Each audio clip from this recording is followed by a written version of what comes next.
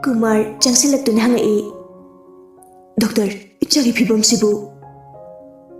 Doctor adu momonok Congratulations. Isona chanbiri. Matam kuina daki ngasigi mikup sitapu ngaichirapane khoisu. Aujikti gela avanina thoidukna waningai oidre. Asi haramduna Doctor adu chatkri.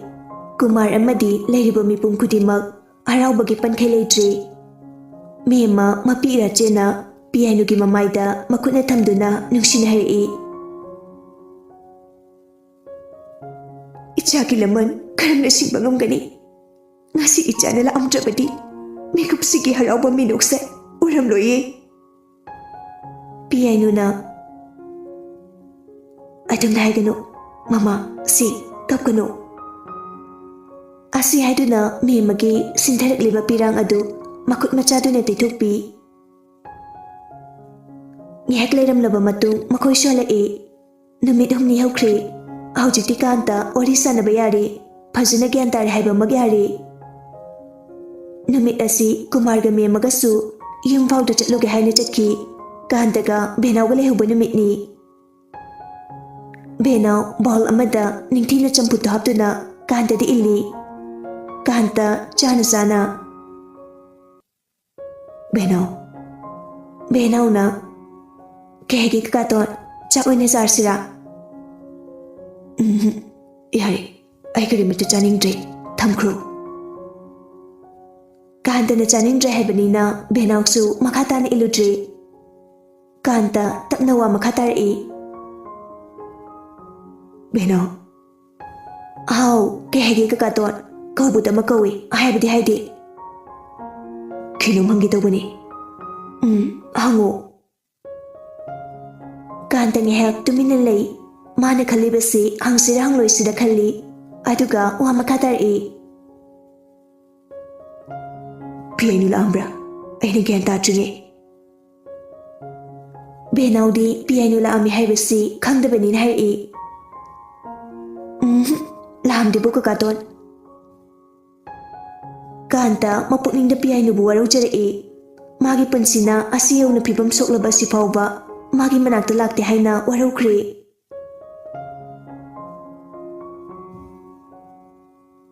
Amaromdana pianu galindaga hospital da kanta bu nabalai. Harau kanta na chana bani haiduna ahira kaya masu laiduna pore. Adubu karamba nongdambagi nongdam khonbu origaba.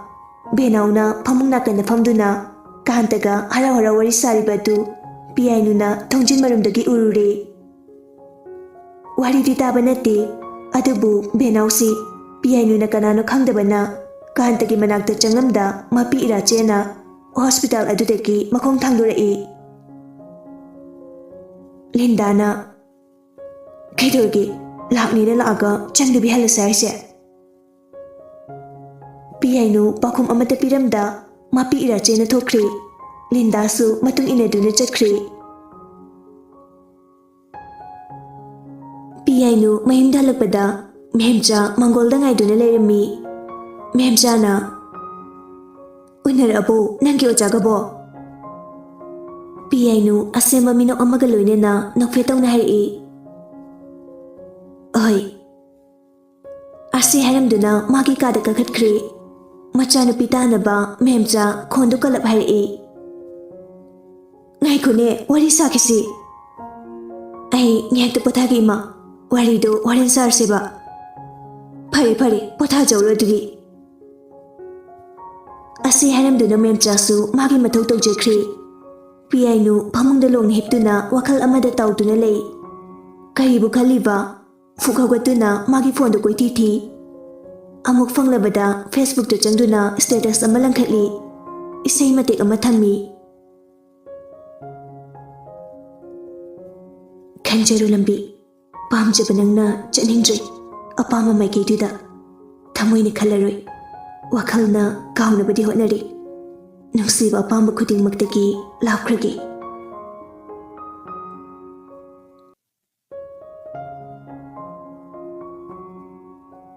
Matam khra hokre kanta suyumda potharai warau chawba thamoina haisira thembinaba leita adumak warau chawbra Kanta anabadi fari adubu wakhalna nungaitrabada chaning thakningbasu phaurudri masadusu maying aduki matik tari Kantadu Facebook da changduna status sumyenglambadagi piainu na thamlibadu thingnaruri Thamoida haifung khangdaba awaba amadi pibagum tawri Phone du nakanda thamkraga mami tamna ushinduna pothakhri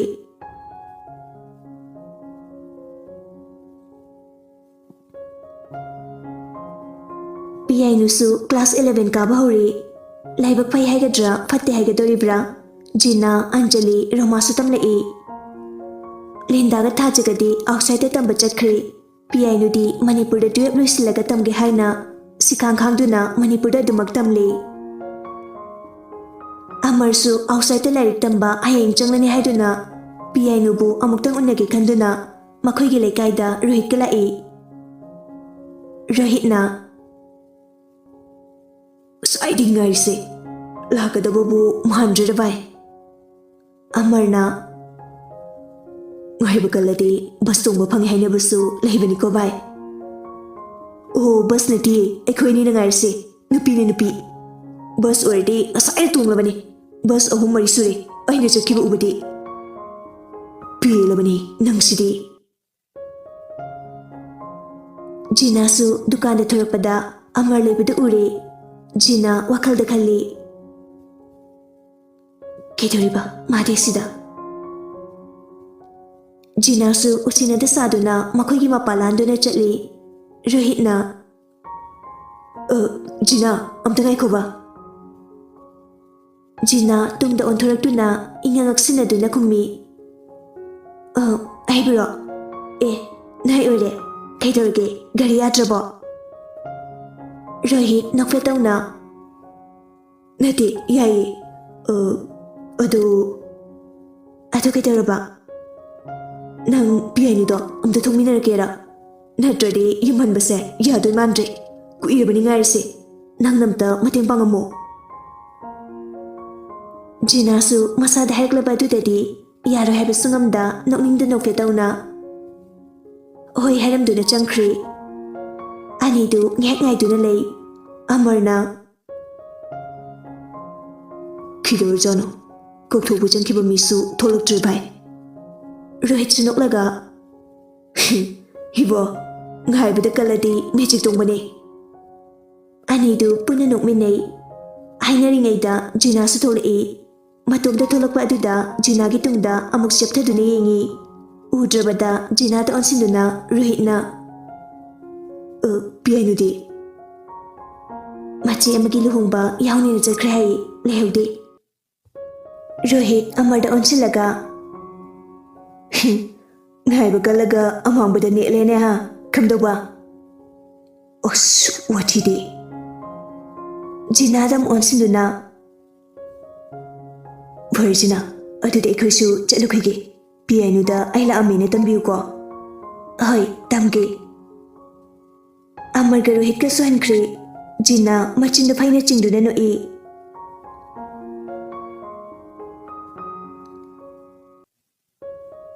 Mathangi numitni Amarsu Manipur thadokkhri Kumar amadi mema ahan oraklaba makhona imanglamba phanglaklaba matam asida machanupa atomba sigi khanbada siba ngamdaba haibadu oire Kumar mathasana mangonda phamli mehmana Moi baba kaidorage aksang nungai bidabra Kumar sor sangba amuktang handoktuna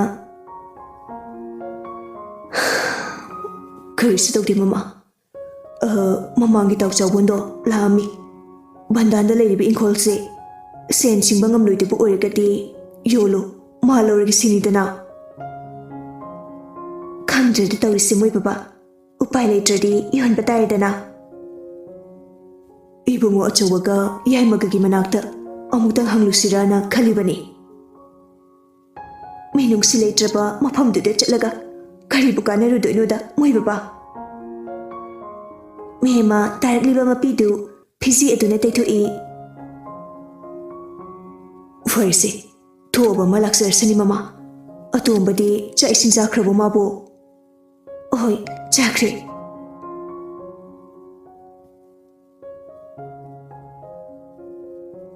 ꯅꯨꯡꯊꯤꯜꯒꯤ ꯃꯇꯝꯅꯤ ꯀꯨꯃꯥꯔ ꯃꯆꯥꯅꯨꯄꯥ ꯑꯆꯧꯕꯒꯤ ꯁꯨꯃꯥꯡꯗ ꯂꯦꯞꯇꯨꯅ ꯃꯆꯥꯕꯨ ꯀꯧꯏ ꯇꯥꯕ꯭ꯔꯣ ꯑꯆꯧꯕ ꯏꯄꯥ ꯂꯥꯛꯏꯅꯦ ꯅꯣꯏꯕꯨ ꯇꯥꯕ꯭ꯔꯣ ꯑꯆꯧꯕꯒꯤ ꯅꯨꯄꯤ ꯁꯈꯤꯗꯨ ꯊꯣꯛꯂꯛꯏ ꯃꯀꯨ ꯑꯃꯅꯤ ꯍꯥꯏꯕꯒꯤ ꯕꯦꯕꯥꯔ ꯊꯝꯗꯅ ꯃꯤꯇꯣꯞ ꯑꯃ ꯂꯥꯛꯄ ꯑꯃꯒꯨꯝ ꯁꯈꯤꯅ ꯑꯩꯈꯣꯏ ꯇꯥꯃꯣꯗꯤ ꯑꯣꯐꯤꯁ ꯆꯠꯈꯤ ꯀꯩ ꯂꯩꯔꯒꯦ ꯀꯨꯃꯥꯔ ꯃꯃꯥ ꯑꯣꯍꯟꯒꯤ ꯊꯛꯁꯤ ꯈꯥꯁꯤ ꯅꯥꯏꯗꯕ ꯕꯦꯕꯥꯔ ꯂꯩꯇꯅ ꯍꯥꯏꯗꯣꯔꯛꯂꯤꯕ ꯋꯥꯍꯩ ꯑꯗꯨꯗ ꯑꯁꯥꯎꯕꯗꯤ ꯐꯥꯖꯩ ꯑꯗꯨꯕꯨ ꯀꯔꯤꯕꯨ ꯍꯥꯏꯔꯨꯅꯤ ꯁꯨꯝꯗꯧꯕꯅꯤ ꯂꯩꯔꯤꯕ ꯏꯪꯈꯣꯜ ꯑꯗꯨꯁꯨ ꯅꯅꯥꯎ ꯅꯨꯄꯥ ꯅꯥꯕꯗ ꯕꯟꯗꯥꯟ ꯊꯝꯈ꯭ꯔꯦ ꯊꯝꯂꯨꯔꯤꯕ ꯏꯪꯈꯣꯜꯁꯦ ꯑꯍꯟꯗꯣ ꯋꯥꯗꯨ ꯍꯥꯏꯕ ꯂꯣꯏꯗ꯭ꯔꯤꯉꯩ ꯁꯈꯤꯅ ꯃꯔꯛ ꯊꯠꯇꯨꯅ ꯍꯥꯏꯔꯛꯏ ꯑꯣ ꯏꯈꯨꯅ ꯍꯥꯏꯅꯤꯡꯂꯤꯕꯁꯦ ꯄꯩꯁꯥ ꯄꯤꯌꯨ ꯁꯤ ꯅꯠꯇ꯭ꯔꯣ ꯂꯩꯇꯦ ꯂꯩꯇꯦ ꯀꯅꯥꯒꯤ ꯏꯅꯥꯎꯄꯥꯅꯣ ꯂꯩꯖꯗꯦ ꯀꯗꯥꯏꯗꯒꯤ ꯑꯉꯥꯎ ꯑꯐꯩꯅꯣ ꯏꯃꯨꯡꯁꯤꯗ ꯗꯥꯎ ꯊꯨꯡꯕ ꯌꯥꯔꯣꯏ ꯁꯈꯤꯗꯨ ꯉꯥꯡꯗꯨꯅ ꯐꯤ ꯀꯂꯝꯗꯨꯅ ꯏꯃꯨꯡꯗ ꯆꯪꯈ꯭ꯔꯤ ꯀꯔꯤꯁꯨ ꯍꯥꯏꯖꯕꯗꯤ ꯉꯝꯗ ꯃꯇꯨ ꯏꯁꯣꯟ ꯁꯣꯟꯖ ꯀꯨꯃꯥꯔ ꯂꯦꯞꯇꯨꯅ ꯂꯩ ꯎꯄꯥꯏ ꯂꯩꯇ꯭ꯔꯕꯗ ꯌꯨꯝ ꯑꯗꯨꯗꯒꯤ ꯈꯣꯡ ꯊꯥꯡꯗꯣꯔꯛꯇꯨꯅ ꯃꯆꯥꯅꯨꯄꯥ ꯌꯥꯏꯃꯒꯤ ꯃꯅꯥꯛꯇ ꯂꯥꯛꯏ ꯔꯥꯅꯤ ꯋꯥꯏꯔꯝ ꯇꯥꯁꯤꯜꯂꯝꯗꯨꯅ ꯂꯩꯔꯝꯃꯤ ꯃꯄꯨ ꯏꯕꯨꯡꯉꯣ ꯆꯪꯂꯛꯄꯗꯨ ꯎꯕꯗ ꯏꯃꯨꯡꯗ ꯐꯦꯠ ꯍꯥꯏꯗꯣꯛꯇꯨꯅ ꯆꯪꯈ꯭ꯔꯤ ꯇꯧꯔꯤꯕ ꯃꯇꯧ ꯑꯗꯨ ꯀꯨꯃꯥꯔꯁꯨ ꯎꯔꯤꯕꯅꯤ ꯑꯗꯨꯕꯨ ꯎꯗꯕ ꯁꯥ ꯇꯨꯃꯤꯟꯅ ꯆꯪꯂꯛꯏ ꯑꯄꯣꯛꯄ ꯃꯆꯥꯒꯤ ꯌꯨꯝꯐꯝ ꯑꯣꯏꯔꯕꯁꯨ ꯃꯤꯇꯣꯞ ꯀꯨꯝꯂꯦ ꯀꯨꯃꯥꯔ ꯑꯗꯨ ꯂꯥꯏꯔꯕ ꯑꯣꯏꯔꯨꯕꯅ ꯁꯨꯃꯥꯡꯗ ꯂꯦꯞꯇꯨꯅ ꯀꯧꯏ ꯃꯧ ꯌꯥꯏꯃ ꯇꯥꯔꯤꯕ꯭ꯔꯣ ꯏꯄꯥ ꯂꯥꯛꯏꯅꯦ ꯌꯥꯏꯃ ꯌꯥꯏꯃ ꯀꯣꯂꯤꯡꯗꯨ ꯊꯣꯛꯂꯛꯇꯨꯅ ꯕꯕꯥ ꯀꯥꯏ ꯆꯠꯄꯤꯔꯨꯕꯅꯣ ꯀꯥꯈꯠꯂꯣ ꯌꯥꯔꯦꯗ ꯋꯥꯔꯤ ꯑꯃꯇ ꯁꯥꯁꯦꯅ ꯂꯥꯛꯄꯅꯤ ꯕꯕꯥ ꯀꯩ ꯃꯇꯥꯡꯒꯤꯅꯣ ꯁꯨꯝꯗꯧꯕꯅꯤ ꯂꯩꯔꯤꯕ ꯏꯪꯈꯣꯜꯗꯨ ꯕꯟꯗꯥꯅ ꯊꯝꯈ꯭ꯔꯦ ꯍꯟꯗꯛ ꯅꯅꯥꯎꯄꯥ ꯅꯥꯕꯒ ꯀꯩꯒ ꯏꯪꯈꯣꯜꯗꯨ ꯍꯜꯂꯣꯅ ꯀꯟꯅ ꯍꯥꯏꯔꯤ ꯑꯗꯨꯕꯨ ꯍꯧꯖꯤꯛ ꯑꯩꯉꯣꯟꯗꯗꯤ ꯂꯨꯄꯥ ꯑꯃꯐꯥꯎ ꯂꯩꯇꯦ ꯑꯇꯣꯝꯕꯁꯨ ꯁ꯭ꯀꯨꯜ ꯆꯠꯇ꯭ꯔꯕꯅꯤꯅ ꯁꯦꯜ ꯊꯣꯛꯇ꯭ꯔꯦ ꯕꯕꯥ ꯑꯩꯁꯨ ꯑꯉꯥꯡ ꯕꯣꯔꯗꯤꯡ ꯂꯩꯕꯒꯤ ꯁꯦꯜ ꯊꯥꯕꯒ ꯀꯩꯒ ꯂꯨꯄꯥ ꯑꯃꯐꯥꯎ ꯂꯩꯇꯦ ꯇꯥꯆꯧꯗꯣꯏꯅ ꯍꯥꯏꯕꯕꯨ ꯐꯔꯦ ꯅꯪ ꯇꯥꯆꯧꯗꯤ ꯎꯅꯔꯛꯇꯦ ꯅꯇꯩꯃꯅ ꯁꯦꯜ ꯂꯩꯇꯦ ꯍꯥꯏꯔꯛꯏ ꯑꯗꯨꯅ ꯏꯪꯈꯣꯜꯁꯦ ꯌꯣꯟꯈꯤꯕ ꯍꯥꯏꯗꯨꯅꯤ ꯔꯥꯅꯤꯗꯨ ꯊꯣꯛꯂꯛꯇꯨꯅ ꯀꯩꯅꯣꯅꯦ ꯕꯕꯥꯅ ꯍꯥꯏꯔꯤꯁꯤꯕꯣ ꯏꯪꯈꯣꯜꯗꯨ ꯑꯩꯈꯣꯏꯒꯤꯁꯨ ꯁꯔꯨꯛ ꯌꯥꯎꯔꯤꯕꯅꯤ ꯍꯦꯛꯇ ꯌꯣꯜꯂꯅꯤ ꯍꯥꯏꯔꯒ ꯌꯥꯕ꯭ꯔꯣ ꯀꯣꯂꯤꯡꯅ ꯍꯥꯏꯁꯥꯃꯦ ꯕꯕꯥ ꯅꯃꯧꯅ ꯍꯥꯏꯁꯦ ꯆꯨꯝꯕ꯭ꯔꯅ ꯈꯜꯂꯤ ꯏꯪꯈꯣꯜꯗꯨ ꯑꯩꯈꯣꯏꯒꯤꯁꯨ ꯁꯔꯨꯛ ꯌꯥꯎꯔꯤꯕꯅꯤ ꯀꯨꯃꯥꯔꯅ ꯏꯄꯥ ꯈꯪꯉꯤꯅꯦ ꯂꯣꯏꯅ ꯌꯥꯔꯦ ꯏꯄꯥꯅ ꯐꯅꯕ ꯂꯣꯏꯅ ꯁꯤꯜꯂꯛꯀꯅꯤ ꯀꯨꯃꯥꯔꯁꯨ ꯆꯠꯈ꯭ꯔꯦ ꯔꯥꯅꯤ ꯀꯣꯂꯤꯡꯒꯤ ꯃꯀꯣꯛꯇ ꯏꯜꯂꯒ ꯅꯄꯥꯁꯤꯅ ꯂꯟꯊꯨꯝꯁꯤꯡꯗꯣ ꯑꯇꯣꯝꯕꯒꯤ ꯂꯣꯏꯅ ꯑꯣꯏꯅꯕ ꯍꯣꯠꯅꯔꯤꯁꯤꯗꯤ ꯁꯟꯊꯤ ꯍꯥꯟꯕ ꯅꯀꯣꯛꯇꯨꯅꯗꯤ ꯈꯜꯂꯨꯅꯨ ꯑꯩ ꯅꯥꯏꯅꯦ ꯀꯨꯏꯅꯨꯅꯤ ꯃꯁꯤ ꯅꯨꯄꯤꯁꯤꯕꯣ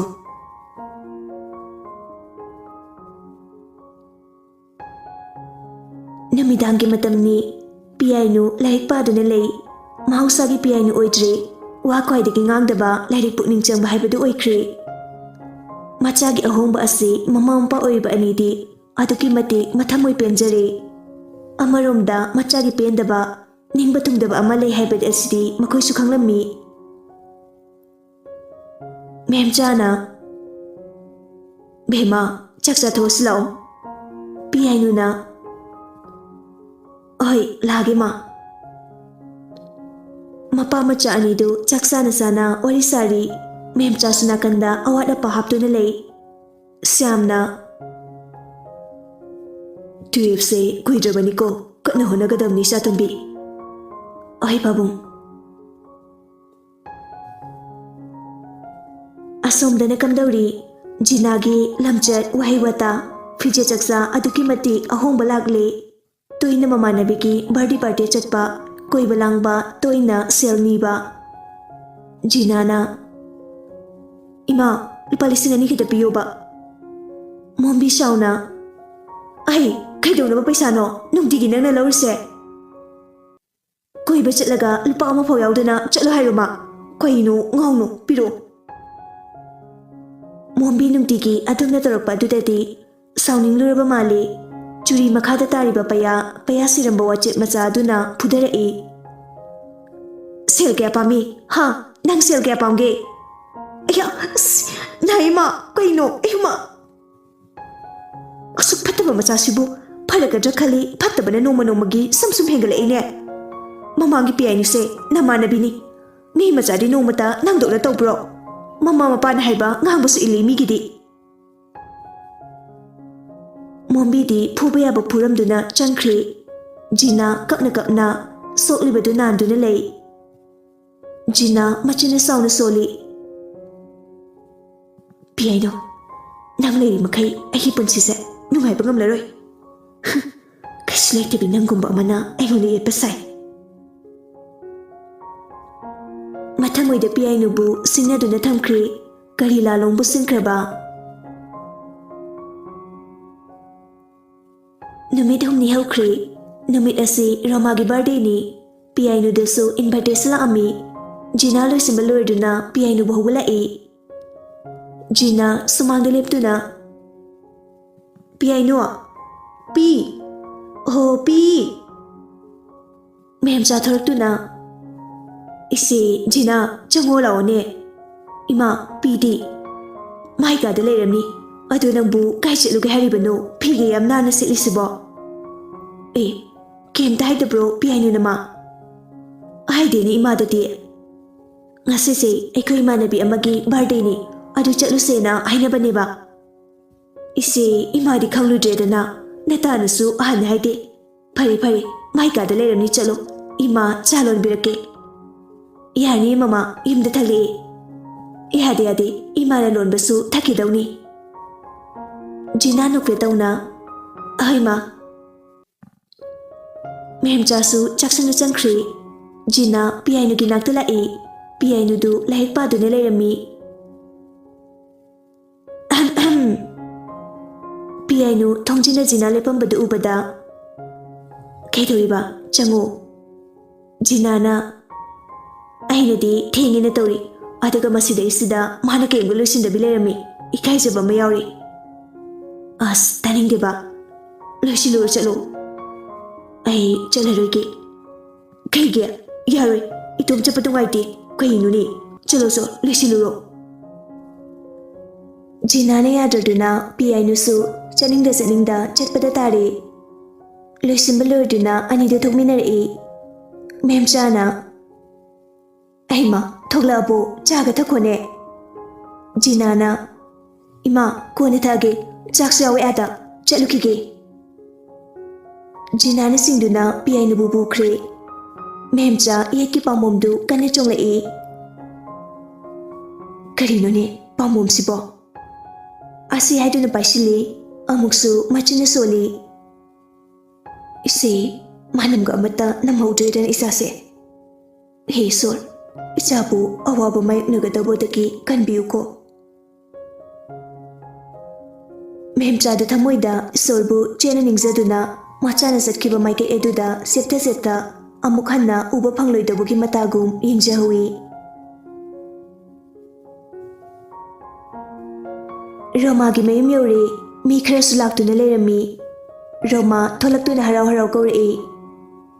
Aya Jina Piyainu labo chango lao. Jina ga Piyainu ga su changlaktuna mehemna phamnaba thariba chair aduda phammi. Romana khrangana lao haraga nangsima. Jina na yada tawrini tu aikhogi gyan tabise loisilamdriba mangare leibeni. Oh, ado phamnamuko somde changluge. Hoi. Roma chatkre Piyainu masadu hainajade. Lakliba nupisingi phichetsindu ubada masada hainadaba phauchei. Birthday party adubu lakliba nupisindu gi phichetsindu chanabini haigadoribra. Foreign countries singi chokotpu mataubu tamlaga chokotle khanabra. Masada setliba phichetsin adu kukte yadraba sete yadraba matagum setli. Mayam sigi marakta Jinasu amani. Piyainudi pumnam asidagi aduki matik tayonare. Ubada khunung chubini hainabasu yaure.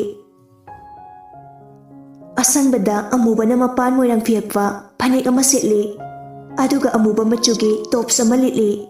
Yengbada aduki matik lui fajai. Maitai nupi amane haibada setliba fijet aduna tagli. Tunglomdagi nupa amagi khonjelda Jina. Jina na ontorakpada kiyangba leptuna lerami. Kiyangba piyay na ubada mamit kupni kauri. Khongdondagi kokton fawbu yengi. Yengliba mitingda ubada piyay nu hainedaba fawi. Kiyangba na piyay nu da chadogi yengbada ubada Jina na Tamo kiyangba. Kiyangba khampre khangna Hau. Jina haujiktada minok ama noklaga Ngandana mangmangida ibungse. Kiyangba lukhangda makutuna nanduna Lahirba unari haitari. Ado manungda phamus laudana. Hoi, yahi. Lahogo dode. Arsi haramduna kiyangba hana changkri. Jina piyay nuda onsinduna. Manungda oina phamus lau. Piyay nu yaningdrabasu fajadre khanduna Jina na hariba aduda yaba tarami. Anidu puna changminarai. Mathamoida hautaba minok ama noklaga Jina du piyay nuda haifet yengi.